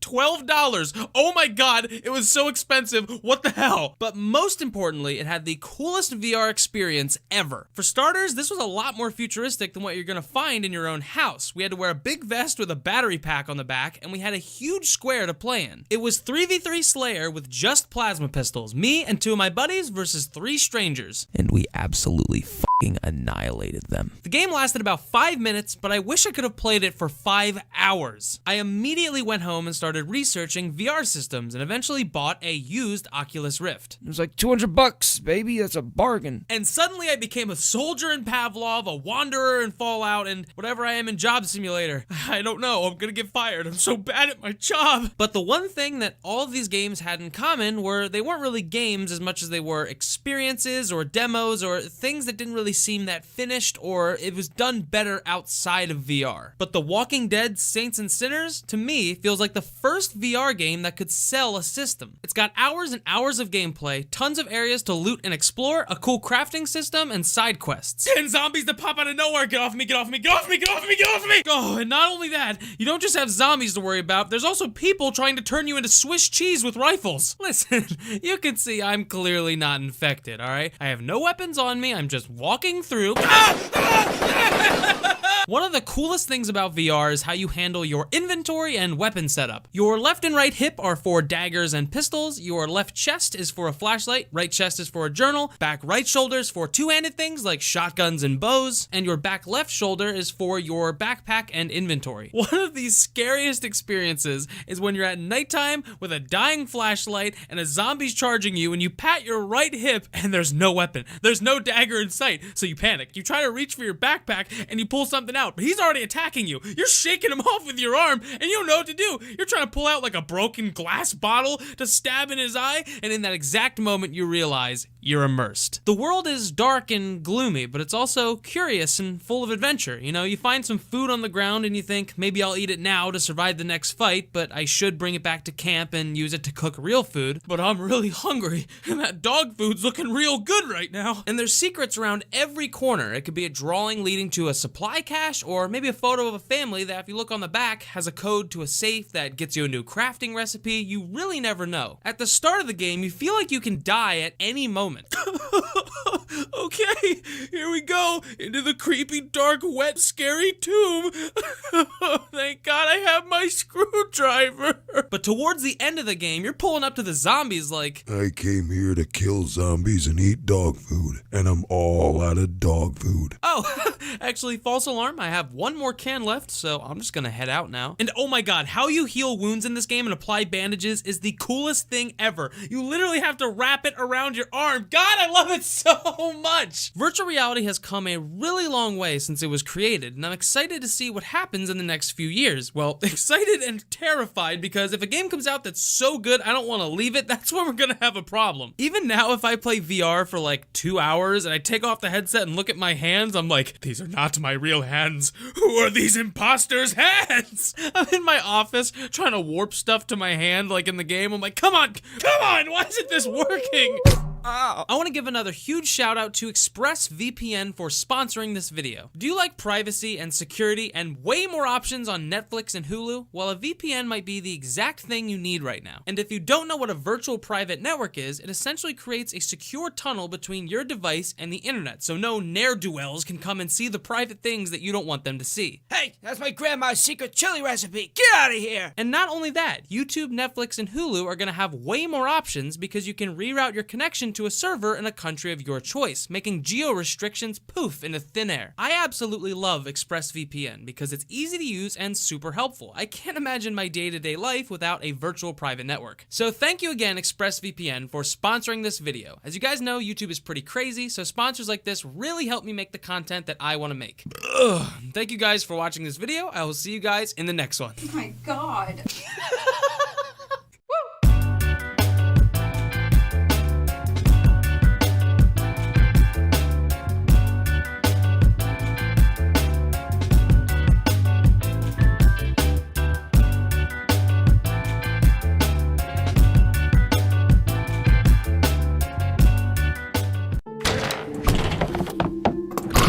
Another day, another. Who goes there? Must have been the.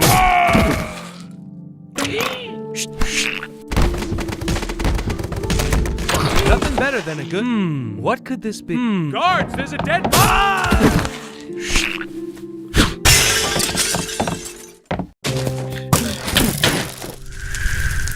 Oh no, what have you done, my boy? Yay! I got him! I got the player! You've doomed us. This is a hardcore world. What? What's happening? Oh, this must be your first time. I don't want to go. I promise you'll be okay. I'll find you in the next world. I'm glad I got to be real, if only for a moment. This game is so fun! I know, right? What gun should I use next? That's just the thing. You can use any of them. There's no meta yet. You can just...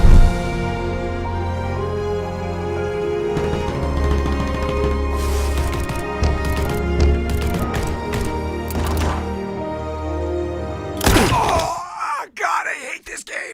Ooh, what's this? You just found a Blumbo root. Crush 10 of them to craft a Blumbo gem. Huh, pretty cool. With 5 Blumbo gems, you can activate a Blumbo altar, adding 3 spendable Blumbo gems to your Blumbo slots. Okay, that sounds. There are 12 differently colored Blumbo slots that correlate to different abilities. Activating linked neural Blumbo pathways will yield a Blumbo spark. Alright, I'm just gonna. Upon activating 6 dormant sparks, No! Cleanse your Blumbo world curse meter. Every spark has Blumber ability, and they break it. I don't even want it anymore! Ooh, I spawned in a cave. This is no cave. Well, look at this stone. It's even got... Whoa! Wow, it's got water, too. Oh, I'm sorry, little one. Where are we going? Whoa! Whoa! Whoa! What is that? Whoa! Oh, I'm alive. I'm gonna live. You're pretty strong. What, are you gonna drop your shield? I thought you'd say something like that. What is wrong with you? We were having a moment, dude. You ruined it. I just thought I'd join in on the fight. You didn't join in on anything. You were hiding in a bush like a coward. I'm sorry. Oh, great. Now he's trying to backstab me. Shut up, Clyde. Listen, if you just give me a second. Oh, what did I just say, Clyde? Oh, you son of a bitch. Gambit says pick a card, any card. Fellas, we're supposed to be hanging out and not fighting. It's not my fault everything Gambit touches explodes! I am Groot. Wait, is that 67 different Iron Mans? Okay, you handsome devils, if we all use our ultimates at the same time, we might just explode everyone's PCs. 3, 2, 1.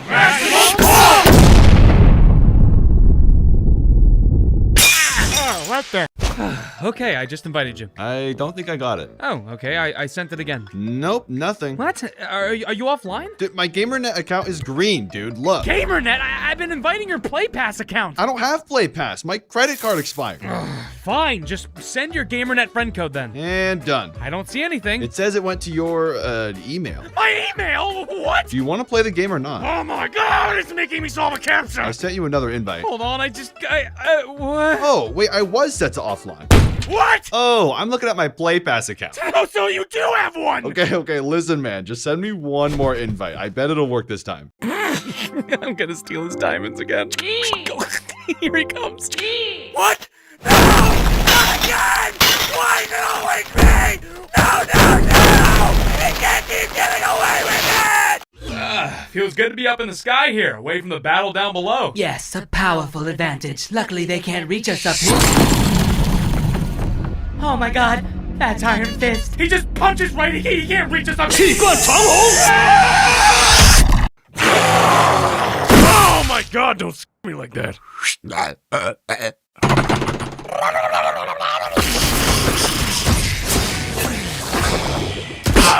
I told you to be careful. These motherfuckers just keep coming. That's the scariest thing I've ever seen. Butter my biscuit, we are dead. Dude, I told you we should have followed the GPS. Here, I found this thing on the ground. Oh, snap, we might actually have a chance. You're doing great, Rapunzel. Only a few more seconds. Oh my god. Wait, what's our chances of winning this thing?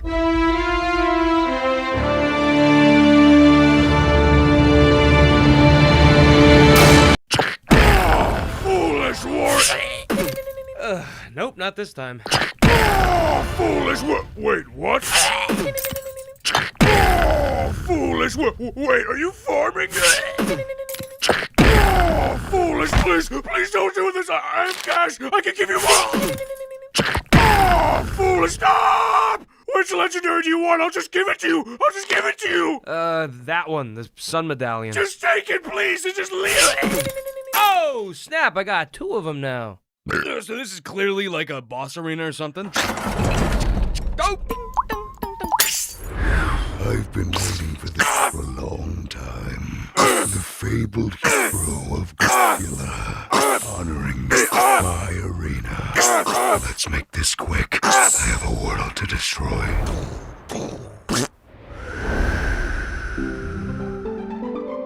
What? How is he doing that? So I take a watermelon and I balance it on a chair and I put a cheese wheel on top? And then you're gonna open the settings menu and you're gonna change the sound settings to stereo. This is so fake, dude. Watch as I change this setting and it does nothing. Yes! This was forged from my blood.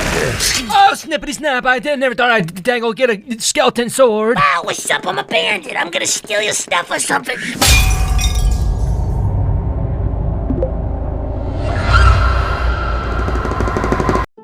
Yeah! Why won't you die? I'll turn you into ash. I sell the finest goods around. You won't find them. See you next time.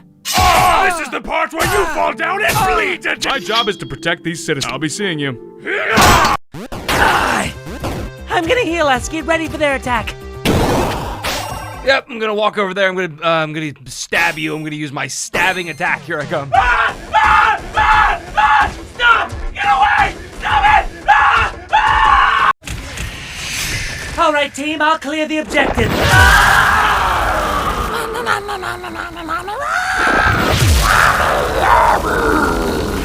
Kids, we gotta get out of here! Ultron, you're going to heal us! Look at him go! Look at him go! You stranger, you look like you can help me. Listen, my late wife. That's the amulet my wife was buried in. How do you already have it? Next reward, please. I never told you where she was. Just some gold or gems or something's fine. Are you just going around digging up bodies? I guess I'm just pretty lucky. I just happened to come across it, you know. You can get somebody help! Maybe another pylon there. Oh my god! Oh, how about a self-automated plant factory? Wait a second! I could be using a blueprint. Well, I've accepted my fate. This is where I'll make my final stand for all of civilization. Oh, I'm sorry. I didn't mean to scare you. I've been trapped in here ever since I spawned 628 days ago. Okay, well, I'm gonna put you back now. No, don't leave me here. Please. You truly are a hero. There was an exit right there, man! Oh, man, that was crazy. What? What is this? It's an invisible wall. Our world is a lie. What's beyond it? I have to know. Oh, ew, what is that? Yeah, hi, my name's Theodore. The devs forgot about me. And you? I'm T-Pose and Terry. It's nice to meet you. I'm in so much pain. Oh my god. You're not supposed to be here!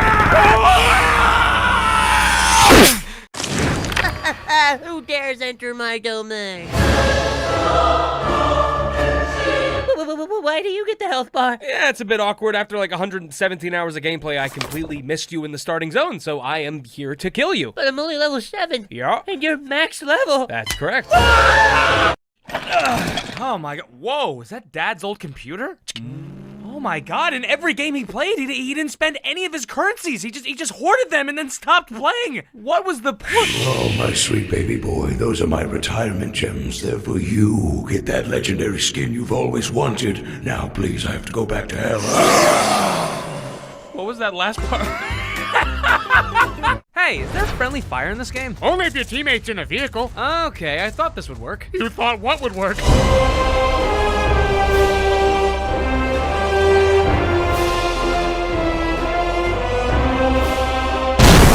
Keep doing it to me! Is it just me, or does this sandwich taste a little funky? Hey, what are you laughing at? I don't know. I thought it was pretty funny. Oh yeah? You thought an inside joke between me and my buddy was funny, huh? Yeah, what does it mean? I thought you were just being silly. Guys, hear that? We're just being silly, dude. It's not like we have a nuanced and incredibly personal joke that we love sharing with each other. Hey guys, these french fries taste a little funky. Oh my god! It's ruined. It's actually ruined. He ruined the joke. Is it bad? Is it on my face? Oh, God! This is it. This is where I die. On second thought, I might have overreacted. Personally, I'd like to negotiate. I think we could find some common ground. Oh my god, I'm alive. Yeah, it was a little spider web. You were flipping out for nothing. Let's keep walking. Dude, how do I get up there? I'm trapped. You gotta press square and slash those vines. You press triangle, that throws your weapon. Bombs don't work! Stop pressing buttons and listen! Oh, wait, I have another sword. Oh, okay, great. Just press square and...